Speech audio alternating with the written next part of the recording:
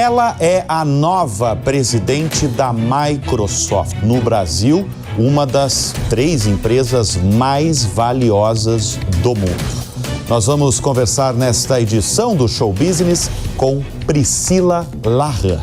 Priscila, obrigado pela presença em nosso estúdio, sua primeira entrevista na televisão. É verdade. Me sinto honrado. Obrigada, Bruno. Um prazer estar aqui.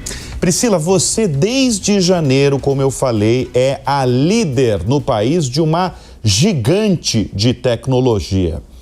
Qual que é o panorama que você faz do mercado brasileiro nesses primeiros meses no cargo? Bom, em primeiro lugar, tem sido muito divertido estar nessa posição, liderando a Microsoft Brasil. Eu sempre falo que eu tenho 2 paixões. Uma é liderar, representar o Brasil para a Microsoft e representar a Microsoft no Brasil, né? Eu acho que são 2 grandes paixões e eu tenho visto muitas oportunidades.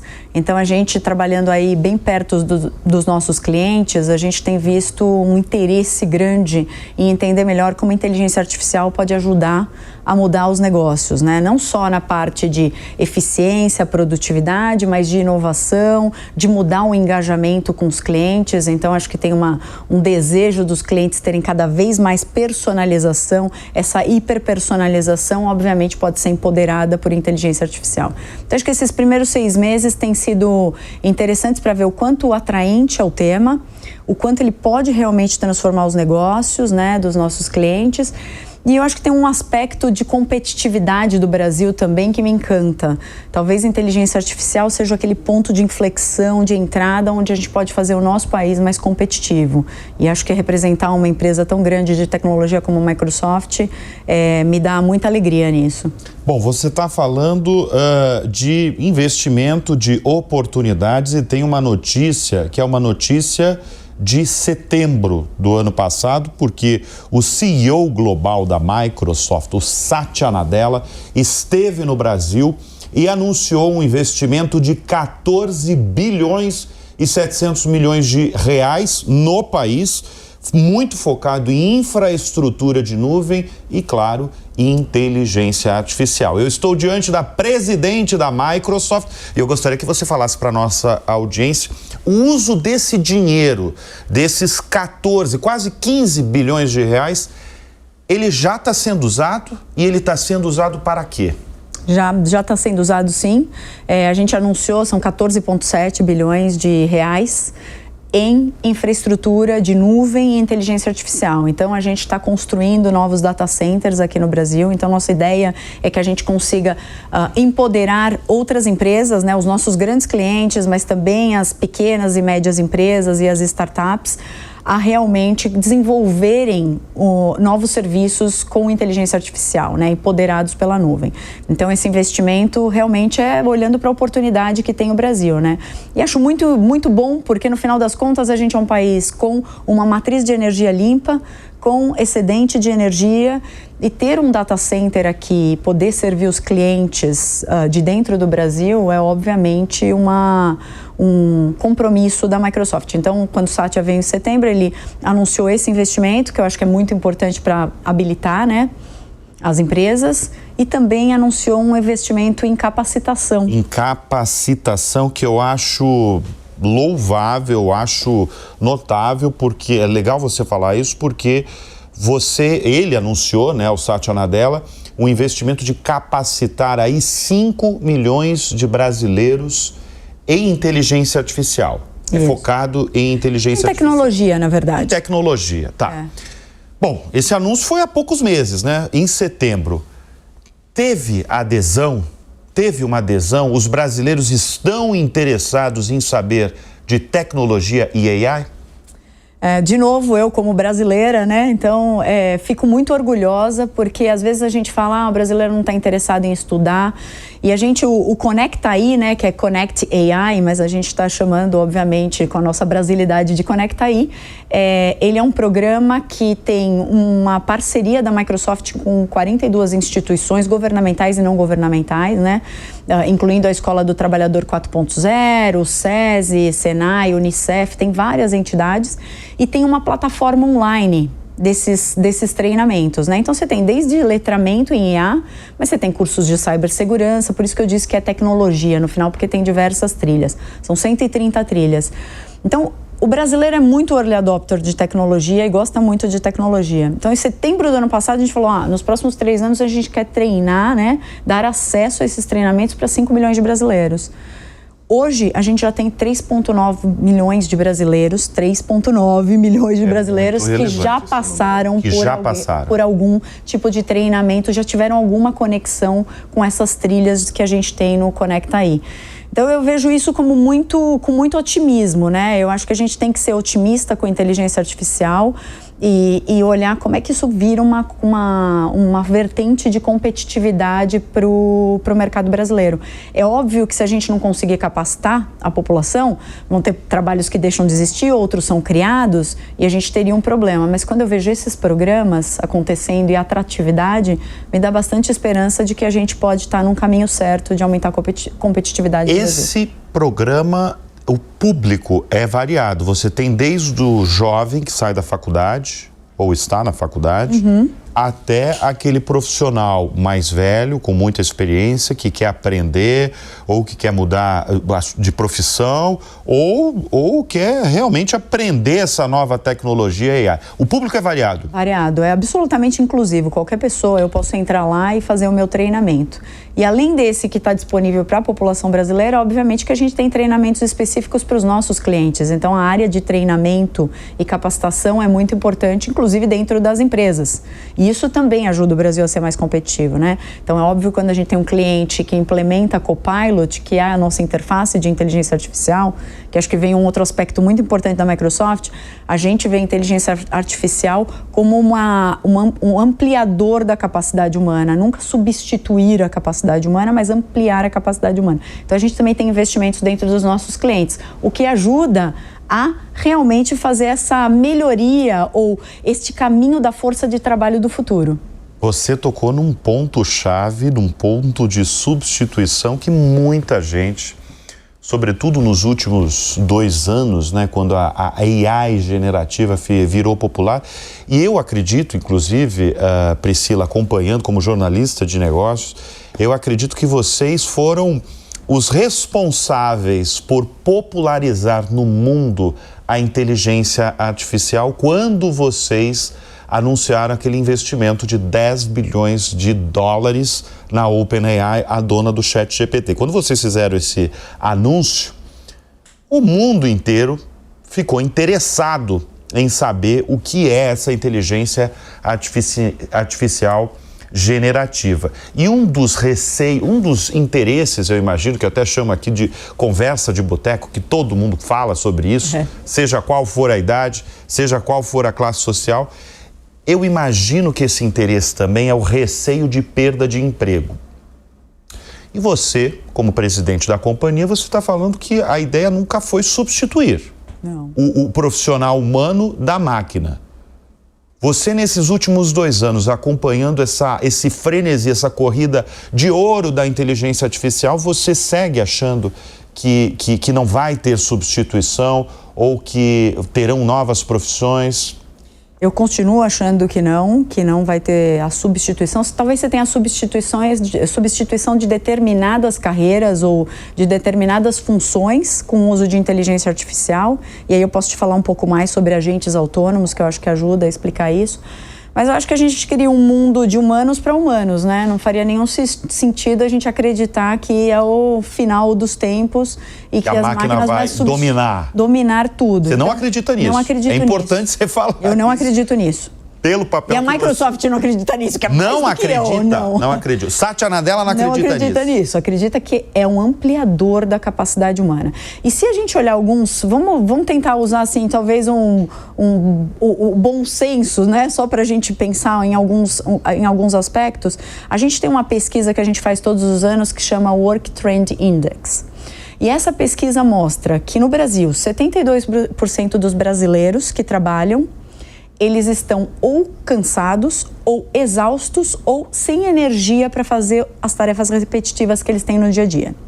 A gente, através da nossa telemetria, porque a gente tem M365 e o Outlook, toda a nossa plataforma de Teams, que é de mensagem instantânea, a gente consegue ver que muitos dos nossos clientes, né, muitos dos usuários, eles acessam e-mails aos sábados de manhã, aos domingos de manhã. E tem uma coisa dentro desse estudo que fala muito sobre a jornada infinita. Então, você combina um lado que tem muitas tarefas repetitivas, o seu dia é dominado por mensagens instantâneas, reuniões, e você tem pouco tempo para pensar criativamente, você está exausto das tarefas repetitivas. Esse é um lado. Depois você tem o envelhecimento da população. Se a gente coloca esses componentes nesse jogo e inteligência artificial entra para ser o seu copiloto, talvez essa seja uma forma realmente de ampliar a capacidade humana e dar para a gente um cenário melhor, né, no mundo do trabalho. Mas, obviamente, passa pela questão de capacitação. Se algumas profissões eventualmente deixam de existir e outras aparecem, a gente tem que garantir que a população brasileira vai estar capacitada. E qual é, afinal, a profissão do futuro? Eu acho que tem várias, e se alguém te falar que sabe o que vai acontecer... Eu sei, tá enganado. Eu diria que tá enganado, tá enganado. Mas tem algumas, né? Mas tem algumas. Uma das que falam muito é, por exemplo, você tem um especialista de IA em marketing. Então, assim, você tem um profissional de marketing, mas talvez você tenha um especialista de inteligência artificial para marketing, um especialista de inteligência artificial para finanças, que são as pessoas que pensam como é que eu desenvolvo, né, agentes autônomos ou soluções de inteligência artificial para o segmento de finanças ou dentro de uma empresa ou criando uma nova empresa. Então essas profissões aparecem. E uma delas que eu gosto muito, que é o chefe de agentes, que é agente como humano virar um gestor de agentes autônomos, que no final nada mais são do que colegas de trabalho, experts em uma determinada área. Por exemplo, revisão de notas fiscais. Né? Por que eu preciso ter um humano revisando notas fiscais, encontrando as discrepâncias? Talvez eu possa fazer isso com um agente e deixar a tarefa para o humano quando eu tenho alguma coisa que precisa da intervenção dele ou alguma coisa que adicione criatividade, engenhosidade, aquela nossa capacidade de olhar as coisas de forma mais ampla, né? É isso que eu ia perguntar para você. Você acredita que existe uma característica humana que a AI de maneira alguma consegue replicar? Eu acho que a criatividade, engenhosidade, a empatia, a visão mais ampliada, eu acho que é a gente que tem. E se você pensar na gestão humana, né, a gestão de pessoas no trabalho, isso é feito por humanos. É óbvio que a gente vai ter esses times híbridos, né, entre agentes autônomos e pessoas, multiagentes. Talvez alguns processos de negócio sim sejam substituídos pelo uso de um agente autônomo, mas eu acredito que essas características humanas são determinantes para a nossa continuidade. Então, assim, não vejo ninguém substituindo, não vejo uma máquina substituindo um humano deste ponto de vista, né? Então, acho que esse não está no meu repertório de pensamentos. Sim. Deixa eu chamar a atenção que a Microsoft está há 35 anos no Brasil. Ela completou 50 anos de fundação e está há 35 anos no Brasil. O que a operação brasileira, hoje comandada por você, representa para os negócios globais da companhia? Bom, pelo investimento que a gente está fazendo, você pode imaginar que a gente representa uma oportunidade grande para a Microsoft e a gente, obviamente, nos mercados onde a gente está, a gente tem um investimento no desenvolvimento do país e das empresas dos nossos clientes e da população, obviamente. Então, assim, é muito importante o mercado brasileiro para a Microsoft. Hoje a gente reporta numa estrutura de Américas, né, que olha para o negócio de Américas, e o Brasil é um mercado relevante. E a gente tem feito bastantes investimentos aqui, não só em investimentos em infraestrutura, capacitação, mas em pessoas, né? Então a gente tem um time muito bem preparado e treinado para as questões que a gente tem hoje de tecnologia, inteligência artificial e de como transformar esse país num país mais competitivo. É uma empresa, a gente está falando de uma gigante de tecnologia, que a essência dela é ser gigante mesmo, porque se a gente está falando muito de inteligência artificial, porque é simplesmente o assunto do momento. Mas se a gente pegar os principais produtos da companhia, você tem Windows, você tem o pacote Office, que são produtos líderes há quase 40 anos, e agora chegou a vez da AI. Isso. Quais são, afinal, os principais produtos de vocês? A gente, desde o nosso ano fiscal começa em julho, né? E assim, agora, no começo desse ano, a gente redefiniu um pouco as nossas áreas de solução. Então, a gente não divide mais muito por produtos. Óbvio que você tem os produtos dentro dessas áreas, mas as grandes áreas de solução, que é um olhar nosso de como que eu transformo esse roadmap de tecnologia em soluções para os meus clientes. Então, a gente tem 3 grandes áreas. Uma delas é a parte de nuvem e inteligência artificial no desenvolvimento, né, de que agora representa muito. Representa muito.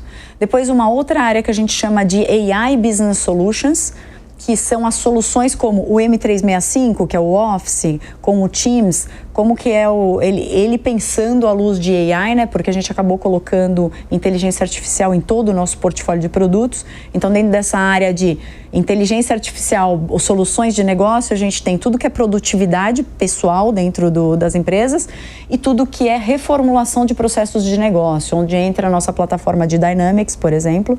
Você tem CRM, você tem RP, você tem um call center as a service empoderado por inteligência artificial, tem todo um pacote ali de soluções e serviços voltados para processos de negócio. E a terceira grande área é cibersegurança. Então, a gente entende que sem segurança não existe um futuro para a inteligência artificial, né? Quando vocês perceberam isso, Priscila? Eu acho que alguns anos atrás já, mas há mais ou menos 3 anos atrás, o Satya declarou que se ele tivesse que investir num recurso, né, nesses pequenos produtos que eu falo, ou em cibersegurança, a gente deveria investir em cibersegurança. Então, é a prioridade número 1 de vocês hoje? É uma prioridade, eu diria que não é a prioridade número 1, porque eu acho que o que vai trazer a transformação de negócio é a inteligência artificial. Mas a moeda de confiança é cibersegurança. Você é presidente da Microsoft no Brasil desde janeiro, mas tem uma relação de 25 anos com a empresa. Ela teve uma pequena saída ali entre 2016 e 2017, quando ocupou uma diretoria na Meta. Ou seja, você acompanhou praticamente metade da segunda maior, né, que está ali a disputa. Quando eu falo segunda, às vezes está em... boa parte do ano passado estava como a empresa mais valiosa do planeta, então está entre as 3. Quais são as transformações que você mais sentiu nesses últimos 25 anos na companhia? Bruno, quando você fala 25 anos, pega pesado aqui, né? Metade da vida da Microsoft. Metade da vida da Microsoft. Eu vi muitas transformações, né? Então, acho que a gente começou com uma empresa que queria colocar um computador em cada mesa. E a gente viu essa missão ser razoavelmente cumprida ao longo dessa história, né? E era uma empresa de software que tinha Windows e Office como os grandes carro-chefes, a questão do computador. Obviamente, durante este período, a gente viu a revolução de internet, a gente viu o nascimento do mobile como uma grande tecnologia. Inclusive, uma das tecnologias que eu acho que a Microsoft não pegou, né, o bonde do mobile naquele momento em que existiu. E aí, ao longo do tempo, a Microsoft entrou aí nessa vertente de cloud computing, de como que seria a computação, a transformação digital, né, através da nuvem. E acaba agora, recentemente, liderando essa onda de AI, né? Sendo a primeira empresa a realmente embarcar e fazer com que o seu portfólio fique um portfólio empoderado por inteligência artificial, né? E liderando essa onda. Então, assim, eu vi muitas fases da empresa, de fato, e acho que me dá muita alegria de ver a capacidade de se renovar. Né? Então, se a gente pensa, às vezes você nasce, né? Muitas empresas falam, eu nasci cloud native. Eu sou nativa em nuvem, já nasci na nuvem. Quando eu penso hoje em IA agêntica, baseada em agentes, e as frontier firms, que são as empresas centradas em inteligência artificial, que vão desafiar o status quo, que estão mudando a sua cultura de inovação, que estão pensando em inteligência artificial como parte da reestruturação de processos de negócios, As empresas que eram cloud native também vão ter que saber se reinventar. Então, no final das contas, assim como profissional, acho que as empresas, o que mais eu admiro na Microsoft foi a capacidade de se reinventar ao longo do tempo. Então, cumpre sua missão de colocar um computador em cada mesa, renova sua missão como uma missão de empoderar empresas e pessoas, organizações e pessoas a chegarem mais longe. Nem tem tecnologia dentro dessa missão, mas ela é toda sobre tecnologia, sobre o impacto que a tecnologia tem na sociedade, né?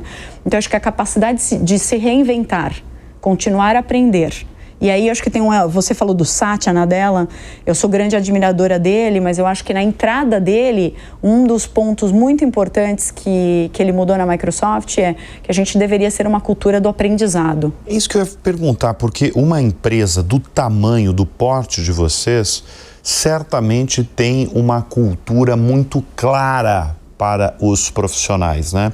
Vocês têm mais de 100 mil profissionais no planeta. Sim. Qual é a cultura de vocês? A gente tem alguns pilares, né? Mas eu acho que o principal, eu olho ali, tem duas coisas, dois componentes que eu acho muito importantes, né? Um deles é o que a gente chama de growth mindset, que é essa mentalidade de crescimento, que foi, obviamente, na entrada do Satya, uma revisão da nossa cultura corporativa. Embora a Microsoft tenha sido sempre inovadora, eu acho que as pessoas, e a gente ainda vê isso no mundo corporativo, as pessoas querem ser... Eu sei, né? Você fica com vergonha do não saber. Então o Satya veio de questionar e de dizer, eu não sei. Eu ainda não sei sobre esse tema. E na Microsoft é permitido falar isso? É permitido. E eu acho que a identificação que o Satya fez ali naquele momento era que as pessoas se preocupavam em parecer inteligentes. E você nunca vai inovar ou aprender alguma coisa nova se você estiver se preocupando em parecer inteligente. Então, a cultura de mentalidade de crescimento vem com eu ainda não sei e eu posso aprender em qualquer idade, em qualquer momento. E por isso que eu falo que numa jornada de 50 anos como a da Microsoft, é uma empresa que tinha legado, mas que soube se reinventar. E a maioria dos nossos clientes, a maioria das empresas que estão no mercado, a maioria das pessoas estão exatamente nesse ciclo, né? Você precisa se reinventar. Então, eu acho que mentalidade de crescimento é um e outro é diversidade e inclusão. Sempre foi parte da cultura da Microsoft e é esta crença de que quanto mais diversidade eu tiver e quanto melhor as pessoas se sentirem incluídas, mais chance eu tenho de representar a sociedade. Então, quando você pensa numa empresa que desenvolve inteligência artificial, o quesito inclusão e diversidade é muito importante para que a gente tenha um melhor impacto na sociedade e não um pior impacto na sociedade, né? Você é formada em marketing, tem uma trajetória notável até virar presidente no Brasil de uma das companhias mais valiosas do mundo. Qual foi o segredo da sua ascensão? Pergunta difícil, né? Eu acho que foi aprender. Porque se você pensar, o meu background é de negócios, né? Então, eu sou uma pessoa que veio do mundo de negócios. Eu estudei, né, negócios, estudei marketing. Eu acho que o aprender a cada etapa talvez seja o segredo do sucesso. Então eu brinco que eu entrei na Microsoft trabalhando em marketing, depois eu movi para o negócio de MSN, que é de serviços digitais. Eu fui gerente de produto, que é uma coisa bastante tecnológica e você tem que ter profundidade de conhecimento de tecnologia, eu tinha que aprender sobre isso. Produtos como o MSN Messenger, né? Então, que é um produto específico, o Hotmail. E depois eu fui produto em Windows, que é uma outra dinâmica completamente diferente, que tem um sistema operacional, mas que tinha um browser também, então tinha muito conhecimento técnico que você tem que ter.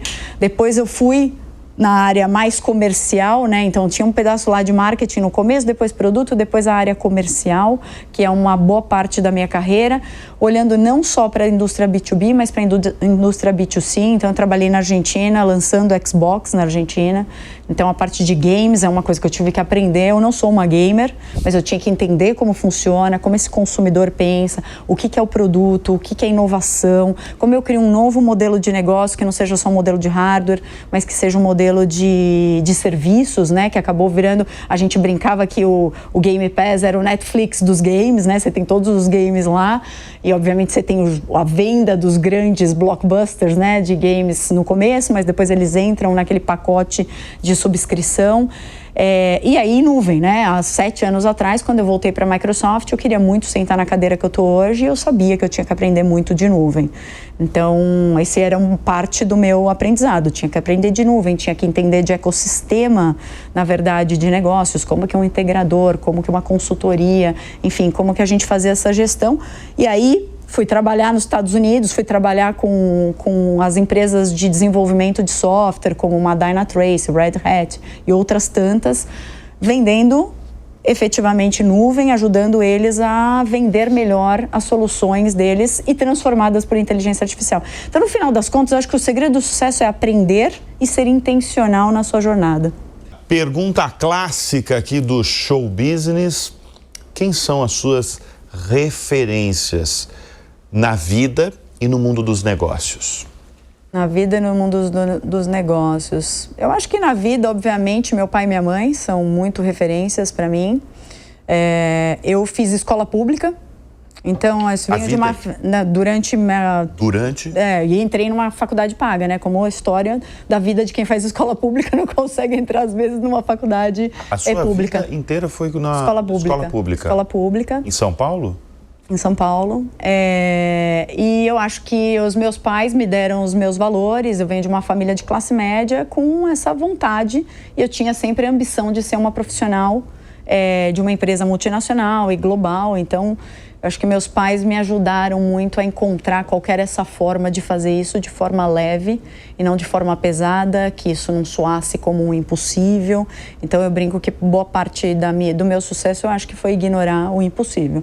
Porque poderia parecer impossível, mas não é impossível. Sempre que alguém quer alguma coisa, consegue chegar lá de uma forma ou de outra. Pode demorar um pouco mais, um pouco menos, dependendo de qual o acesso que você teve, né? A quantidade de privilégios e de acesso que você teve, mas todo mundo consegue chegar. Então, acho que essa é uma. E eu acho que a outra é o Satya. Eu gosto bastante da forma como ele vê a vida, porque muitas vezes as pessoas olham para os executivos e o executivo tem que dar aquela demonstração de poder, né? Tem que ser o high profile, a pessoa que mais fala, tem que ser aquele que se expõe, né? Então, aquela coisa dos altos homens e esse tipo de coisa. E eu acho que ele faz o Satya Nadella não é assim? Ele tem um papel diferente. Você que já esteve com ele? Eu acho que ele tem um papel diferente, acho que ele tem uma preocupação genuína com qual é o impacto na sociedade e de qual que é o nosso trabalho e a nossa missão como empresa nesse ambiente, né? Então, assim, eu gosto muito. E acho que a própria teoria dele ter trazido o desenho do livro dele, né, que é aquele Hit Refresh, de reconstruir a cultura da Microsoft, de colocar o Growth Mindset como o centro da nossa cultura, que todo mundo pode aprender tudo o tempo todo. E é normal dizer não sei. Exatamente. Que a gente não que sabe eu não preciso parecer inteligente numa reunião. Quantas pessoas não escutam a outra pessoa porque você só quer dar uma resposta inteligente? Ou você só quer fazer um comentário inteligente? Isso não te permite continuar o seu aprendizado. Então, assim, a gente tem muita admiração pelo que ele fez, né? E lembrando uma coisa, Satya Nadella é indiano, ou seja, a gente tem, e também no Vale do Silício, ali entre as gigantes, a gente tem outros CEOs, como a Priscila na função. A Priscila não é indiana, a Priscila é brasileira com orgulho, como a gente viu, mas ele é indiano. Isso, de certa forma, mostra a diversidade da companhia, né? De você ter, não um americano, não um europeu, um indiano ali genial, porque eu já falei isso para você, eu já tive a oportunidade de falar, não nessa entrevista, em outra oportunidade, que eu acho Satya Nadella genial. Eu também acho. E além de ter esse aspecto humano, né, que eu acho que é isso. E Bill Gates? Eu adoro o Bill Gates também. Eu usei o Satya para você pedir mas obviamente eu sou fã do Bill Gates, é super inteligente, é uma pessoa que soube, inclusive, fazer essa transformação na vida, né, para todo o trabalho de filantropia. E tem uma característica dele que eu gosto muito, que eu acho que ele gosta de problemas difíceis de resolver e ele não se desanima quando eles falham e que talvez demore para encontrar uma solução, mas ele gosta, né, daquilo. Eu fico impressionado com essas, de certa forma, poucas personalidades globais, como é o caso do Bill Gates, que transformam o comportamento do mundo. Bill Gates, Steve Jobs, entre outros nomes que são citados aqui no Show Business quando eu faço essa pergunta, são figuras que mudam o comportamento do mundo. E você trabalha, e você vive, e você viveu nos últimos 25 anos muitas transformações nessa gigante de tecnologia.